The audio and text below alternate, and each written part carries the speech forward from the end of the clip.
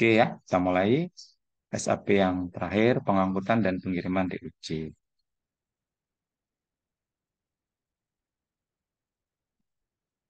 Jadi setelah selesai kegiatan DUC-nya dihasilkan, baru kemudian dipikirkan bagaimana kita melaksanakan delivery atau pengangkutan DUC.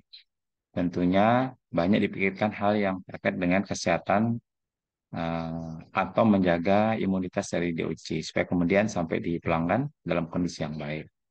Ya, misalnya jarak penetasan, ya jarak hatchery itu tidak terlampau jauh dengan tempat pengemasan. Dan kemudian box atau kemasan DUC juga harus sesuai dengan persyaratan teknis yang benar. Ini adalah kemasan box dari DUC, ya, di mana kita bisa lihat bahwa ada bagian yang berbentuk trapesium, di mana bagian yang atas nih, ini lebarnya 60. Nah, sedangkan bagian yang bawah lebih lebar, yaitu 64 cm, yang atas 60 cm. Jadi bentuknya kemudian seperti trapesium. Ini kalau kemudian ditutup, ruang yang menyudut ini kemudian akan memberikan ruang bagi sirkulasi udara. Dan kemudian ada tonjolan 3 cm di atasnya juga supaya kemudian DOC yang di atasnya atau box yang ditumpuk kemudian tidak langsung menutup lubang karena lubang ini bagian dari eh, untuk sirkulasi udara, untuk ventilasi DOC yang ada di dalam. Dan ini batas tumpukannya nanti ada tertentu sesuai dengan spesifikasi DUC, apa DUC, kemasan DUC. Jadi sekitar 14. Setelah itu, kalau dipaksa ditumpuk lagi dia akan eh, apa namanya akan reot ya, dia akan kemudian menghimpit bagian eh, yang paling bawah. Jadi kemampuan untuk menopang itu 14. Ini ada bagian ventilasi, semua ada ya.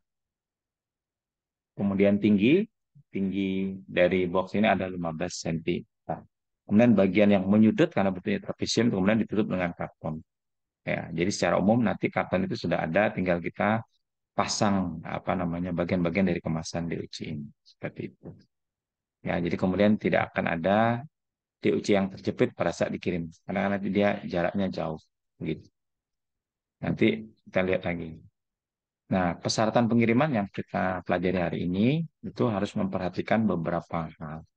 Yang pertama terkait dengan keamanan, ya, tentunya keamanan dari DUC. Kemudian kenyamanan dari DUC-nya, ya, supaya enak ya di jalan seperti tidak ditransport. Ya, jadi kondisinya sirkulasi udara, kelembaban, suhu itu enak seperti itu. Kemudian kesehatan anak ayam itu yang kemudian dipikirkan sehingga kemudian pada saat ditransport, dikirim tuh pada saat sampai di lokasi apa namanya di customer, di konsumen kemudian tidak banyak yang kemudian mati sehari 2 hari setelahnya. Kemudian bentuk kemasan ya itu juga harus dipikirkan. Tadi juga sudah ya.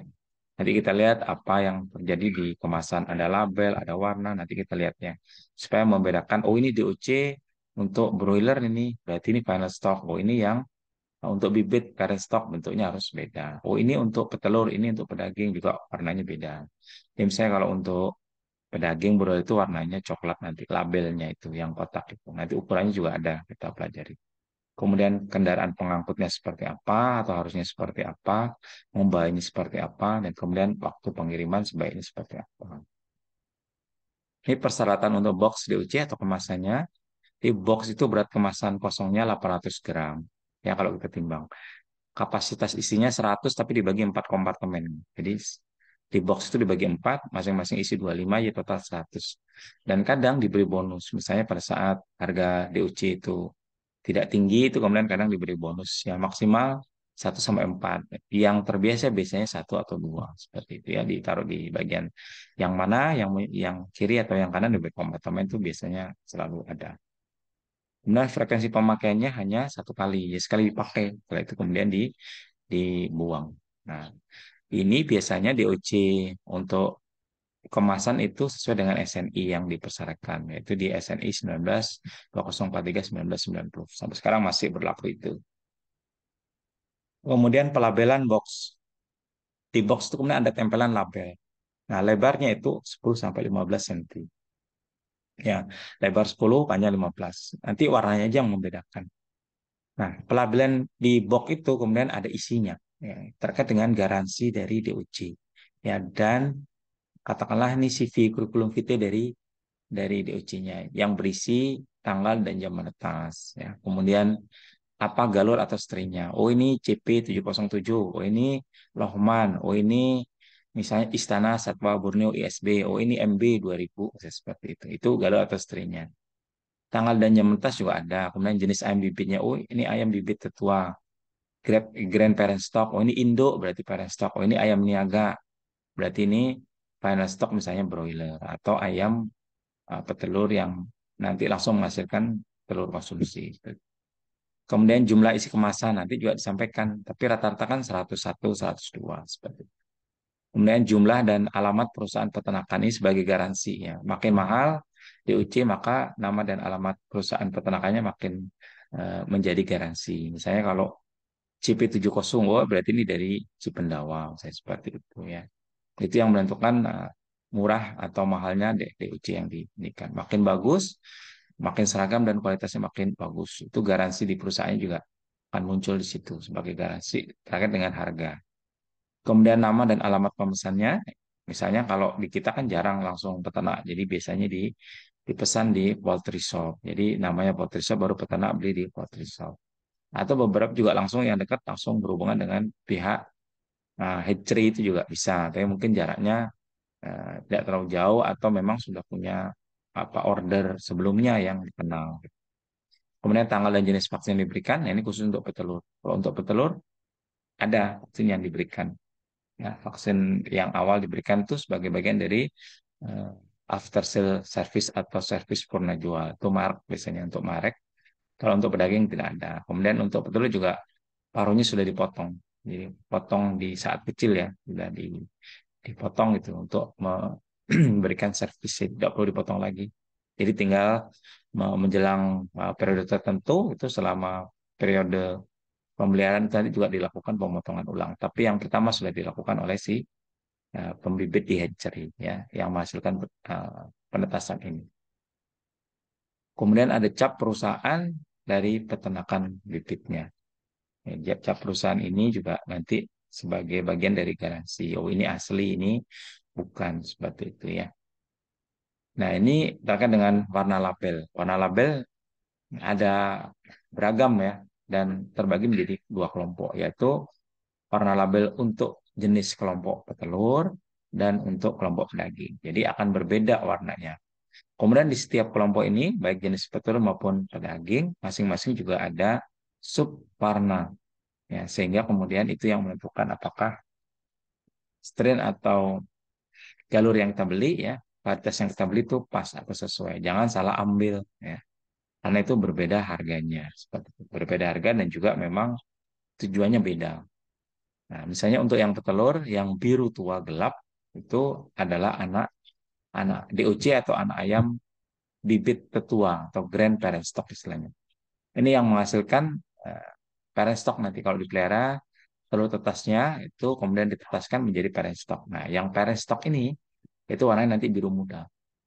Yang biru muda, nah berarti Anda beli DOC untuk parent stock. Kalau parent stock masih menghasilkan telur tetas juga, nanti yang akan ditetaskan bisa menjadi ayam apa namanya ayam niaga final stock untuk petelur ya. Nah, kemudian kalau Anda langsung beli anak ayam atau DOC ayam niaga langsung atau final stock ya, atau komersial stock istilahnya itu ada berwarna kuning seperti itu. Dan di petelur ini ada hasil ikutan yaitu warnanya putih. Yang putih ya itu adalah DOC anak ayam jantan yang merupakan ayam produk ikutan dari penetasan. Ini masih laku nih, jantan betul bisa digunakan pada saat DOC broiler itu hilang di pasaran atau harganya sangat tinggi atau habis seperti itu stoknya pada saat Lebaran yang menjelang Lebaran, Idul Adha, Tahun Baru itu. Kemudian ini dipelihara jauh hari untuk di sekitar 3-4 bulan untuk eh, digunakan sebagai ayam pedaging juga, ayam pedaging jantan. Tapi peliharanya agak lama. Tapi masih dijual juga ini. Sementara untuk yang pedaging itu ada 4 juga. Untuk yang jenis pedaging, kalau kita beli yang DOC untuk ayam GPS-nya, Grand Parent Stock seperti yang di atas itu adalah yang merah tua. Sedangkan yang merah muda itu anak ayam induk atau parent stock. Ya, yang parent stock itu merah muda. Yang tua itu Grand Parent Stock. Kemudian yang coklat itu anak ayam niaga. Itu yang biasa kita kenal kalau kita beli broiler itu nanti labelnya itu berwarna coklat. Nah, di label itu nanti kan muncul yang tadi, yang kayak CV ya, apa profiling dari DOC-nya. Jadi nama, kapan menetas, perusahaan apa, ya, kemudian tadi ya vaksinasinya apa gitu ya. Nah, kalau kalau kemudian itu betul dan lain sebagainya ini. Nah, ya termasuk tanggal vaksin, cap perusahaan, nama dan alamat perusahaan, nama dan alamat pemesan, jumlah isi kemasan itu akan muncul di label-label ini. Nah, khusus untuk pedaging itu tidak ada hasil ikutan. Karena apa? Karena untuk pedaging itu jantan dan betina itu dipelihara bersama dan tidak ada yang diakhir. Sementara untuk yang petelur itu ada hasil ikutan, yaitu yang anak ayam jantan yang warnanya nanti berwarna putih. Nah, untuk yang pedaging tidak ada. Prinsipnya adalah kalau untuk pertumbuhan DOC ayam broiler itu produksi atau puncak puncak pertumbuhan maksud saya itu di umur 5 sampai 7 minggu. Sementara mereka dipanen umur rata-rata 4 minggu sekarang, maksimal 5 minggu. Jadi pertumbuhannya masih kurang lebih sama. Ya, belum berbeda. Setelah 5 sampai 7 minggu baru kemudian ada perbedaan. Oleh karena itu dia dipeliharanya bersama. Jadi tidak ada hasil ikutan. Jadi jantan betina juga dijual ya karena pertumbuhannya masih seragam seperti itu. Yaitu yang disebut dengan istilah straight rancik ya, straight rancik atau unsexed ya. Unsexed itu tulisannya. Unsexed artinya tidak ada pemisahan jenis kelamin. Semua disatukan. Nah, kemudian terkait dengan bahan kemasan itu sudah harus memenuhi standar ya, harus memenuhi standar Indonesia SII itu di 1875 garis miring 86 itu kekuatan dari kertas kartonnya itu sudah standar. Jadi kalau kita beli pasti mau beli itu. Ada perusahaan yang kemudian sudah membuatkan itu dan kita tinggal beli dan itu sudah dalam bentuk yang di plastik. Jadi pas saat plastik itu belum dibuka semua dalam kondisi yang steril, masih yang higienis seperti itu. Kemudian bentuk kemasannya trapesium itu dengan 4 bagian sekat pemisah. Yang tadi ya, bentuknya ya 4 kompartemen. Masing-masing diisi 25 karena total isinya 100. Tapi nanti ada kemasan itu diberikan bonus yang tadi 1 sampai 4 maksimal tergantung harga DOC yang beredar saat itu. Kalau mahal paling dikasihnya satu. Kalau sedang-sedang ya bisa dua. Atau murah, kalau pesan murah kadang-kadang juga bisa empat. Tapi tidak menutup kemungkinan juga ada satu dua yang mati kering gitu pada saat proses pengiriman. Ya, biasanya suka ada satu dua yang mati kering, tidak mengganggu yang lain, maksudnya kesehatannya tidak terpengaruh. Ya. Tapi yang bagus memang kalau kita nanti pengiriman memperhatikan waktu yang baik, semuanya hidup. Nah, kemudian bagian ventilasi kemasan dibuat berlubang-lubang tuh pada sisi kiri kanan depan belakang itu gunanya untuk pernafasan tadi ya, untuk menjamin supaya kemudian sehat sampai di tempat. Oke, sekarang pengiriman DOC. Nah, ada yang kita sebut dengan ketentuan kendaraan pengangkut. Ada beberapa yang kita perhatikan kalau kita melakukan pengiriman menggunakan kendaraan. Yang pertama, pengangkutan DOC, ya, itu sesuai dengan SNI 19 garis miring 2044 garis miring 1990. DOC parent stock ya, khusus untuk parent stock seperti, tapi kurang lebih yang sama juga seperti itu ya. Termasuk final stock. Bahan dasar kayu atau kawat pasang. Ya, itu untuk memuat apa namanya boxnya itu berbahan dasar kayu atau kawat pasang. Kemudian yang ketiga, bentuknya 4 besi panjang tertutup dilengkapi dengan alat pengukur suhu. Jadi untuk melihat suhunya panas tidak. Ini apalagi kalau hari ini ya, suhunya sangat tinggi, maka kita harus benar-benar memperhatikan waktu kirim. Kalau enggak, banyak yang mati. Kemudian 4, ventilasi gerbong harus baik dong, mempertahankan kelembaban ya. Ya, suhunya bagus, kelembaban juga harus bagus, sekitar 60 sampai 70 dengan suhu yang baik itu sekitar 21 sampai 24 derajat Celcius. Jadi sejuk 70 sampai 75 derajat Fahrenheit. Nah, itu ada hygrometer untuk menentukan kelembaban. Kemudian untuk menentukan suhu kan ada alat mengukur suhu termometer. Jadi dua disiapkan di dalam apa namanya gerbong dari eh, mobil boxnya. Kemudian kapasitas muat kemasan itu 14 box per meter persegi. Jadi kalau ditumpuk ya segitu lah. Kemudian sanitasi gerbong dipersiapkan sebelum memuat anak ayam. Harus disanitasi gerbong dari bekas apa, karena DOC sangat sensitif terhadap bau. Oleh karena itu nggak boleh pengiriman DOC digabung dengan pengiriman susu, durian yang bau-bau gitu juga nggak boleh. Ya, benda apapun yang ditaruh secara bersamaan dalam satu angkutan itu harus dipikirkan karena dapat mengganggu kesehatan dari anak ayam. Nah, kemudian waktu pengiriman. Waktu pengiriman yang terakhir ya, ya, pengiriman sebaiknya saat suhu udara lebih sejuk, sore atau malam hari, atau subuh, saya kalau jaraknya bisa kita perkirakan pagi jam 8 9 udah sampai. Kemudian jalur pengiriman harus direncanakan secara efisien. Jadi yang mengirim itu dia hafal betul jalan-jalan yang kemudian akan dilalui. Dengan demikian kita si pengirim ini bisa tahu jalur yang paling efisien sehingga tidak berputar-putar. Jadi waktu tempuhnya lebih efisien sehingga diharapkan DOC tidak terlalu lama di transportasi. Kalau kita tidak paham, kita kirim yang jauh, kemudian yang dekat jauh lagi, jadi berputar. Harusnya dalam satu tarikan itu sudah merepresentasi dia yang paling dekat sampai yang paling jauh seperti itu. Ya. Harus paham kalau orang baru tidak mungkin. Ya. Jadi pengiriman ditujukan pada berbagai tempat sekaligus itu secara paralel dan dia tahu tuh waktunya sampai berapa lama sehingga tidak sampai pada posisi waktu yang tidak diinginkan siang hari terik datang itu banyak yang mati nanti. Dan hendaknya menggunakan kendaraan yang lebih bagus ya agar pengiriman tidak terlambat, mogok dan lain sebagainya. Rata-rata pengiriman DOC itu pakai mobil yang tidak bagus, tapi pengiriman pakan ternak itu, pakan ayam itu selalu yang lebih bagus. Pengalaman saya di perusahaan juga seperti itu. Jadi itu menyebabkan kalau kemudian ada masalah, DOC-nya akan terpapar iklim di luar yang panas, angin dan sebagainya. Asap misalnya kalau sekarang. Ini kalau dia bagus, itu bisa disetting dengan baik. Sementara pakan biasanya mereka bagus, ada tutup, ya, ada terpas segala macam sehingga lebih bagus dibandingkan pengiriman untuk box atau mobil DOC. Terbalik banyak di perusahaan seperti itu. Harusnya yang bagus adalah yang DOC karena dia benda hidup. Kemudian informasi pengiriman harus disampaikan lebih awal agar anak ayam dapat segera diambil pemesan.